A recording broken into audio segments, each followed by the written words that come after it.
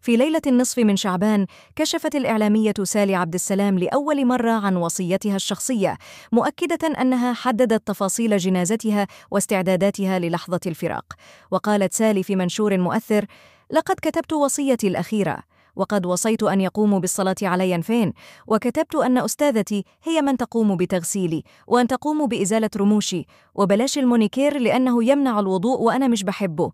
وأضافت أن كتابة الوصية ليست فعلاً سيئاً كما يعتقد البعض، بل ضرورة للاستعداد للحياة الآخرة، قائلة: كل واحد لازم يكون مستعد للحظة الفراق. اكتب وصيتك وخليها، ده مش فعل ساء، اعمل لدنياك كأنك تموت غداً. تصريحاتها أثارت جدلاً واسعاً على مواقع التواصل الاجتماعي، بين مؤيد يرى أهمية الاستعداد للموت، ومعارض اعتبر الحديث عن الأمر بهذه التفاصيل مبالغاً فيه.